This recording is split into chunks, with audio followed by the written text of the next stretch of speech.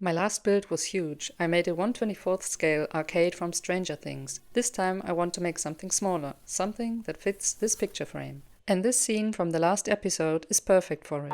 Welcome to the Geeky Workbench.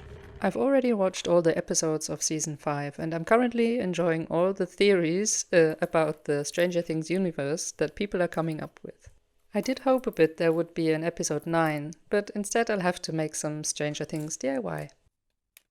First I took the frame apart and cut a piece of 2mm styrene sheet to size. This would be the background onto which I could glue the door and neon sign later. The styrene will make a much smoother surface for painting and also make gluing the styrene doors to it much easier. Then I made a sketch in Adobe Illustrator, and from that sketch I cut the door pieces with the plotter.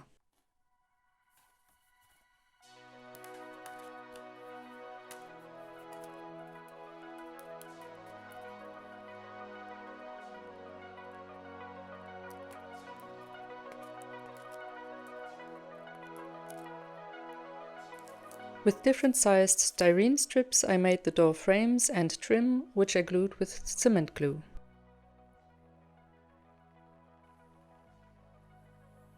With a scribing tool I scored in the lines of the individual wood pieces the doors are made of.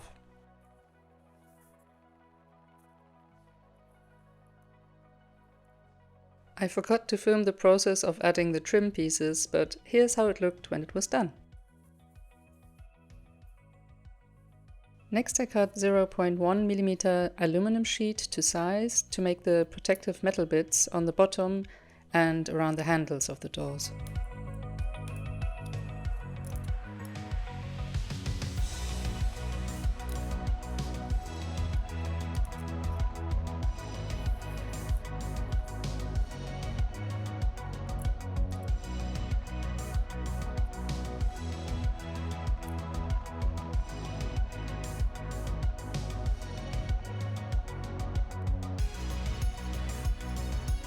With some styrene profiles I made the door handles, which I glued on here, but I took them off again later after priming. You'll see why in a moment.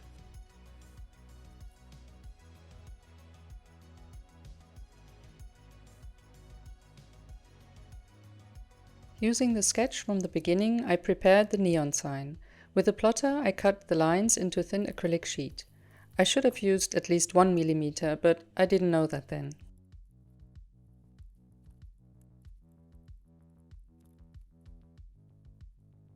And this is how it's looking so far. While I waited for the primer to dry, I started cutting the golden trim on the windows from vinyl sticker sheet.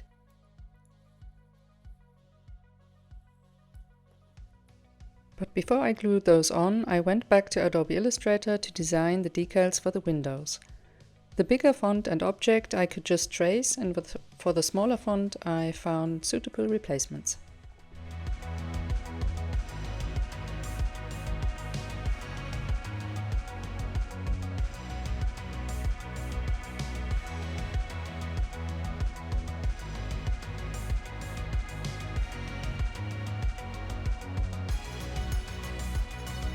This is the first of 3 attempts printing a decal that would work for this piece.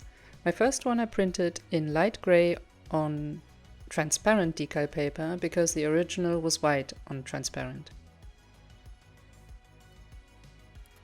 But as you can see, it was basically invisible. So I took it off again and tried the lightest actual color I could print, yellow. But that didn't work well either. And while thinking about how to make this work, I turned to the golden trim pieces and hoped they wouldn't let me down.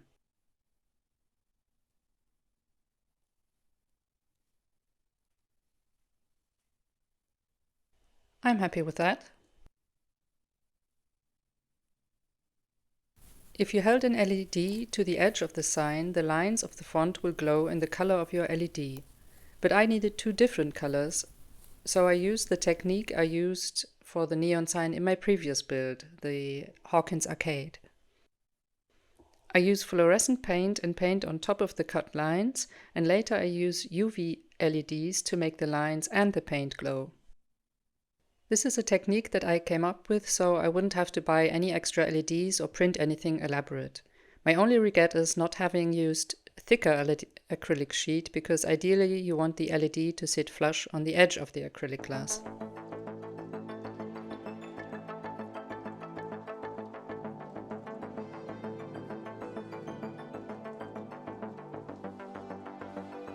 I took off the handles and stripped the primer off the metal parts and masked them so they would stay the way they were. And then I had the idea to use white decal paper and print a black background. There is a black background anyway, so maybe the black decal wouldn't show and it would look like only white lettering on the window. With a colored background it doesn't look so good, but I think this is the best option for the current tools and materials I have.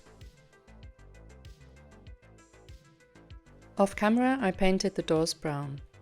Then I dry brushed some highlights with lighter versions of the same brown.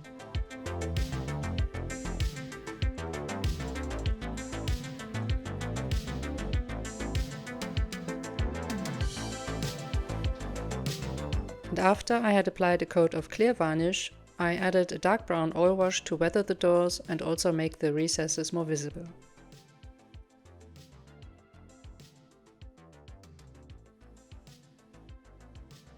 Then it was time to take off the masking tape and glue the handles back on.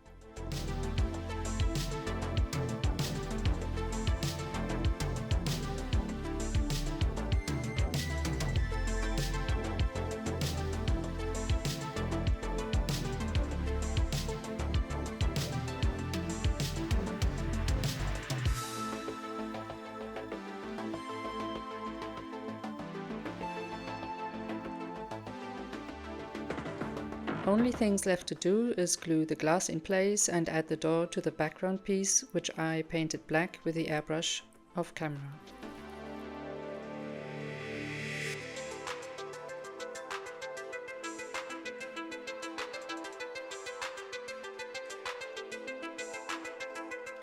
I don't have any footage from gluing the LEDs to the edges of the neon sign because my head was in the way, but that's all I did.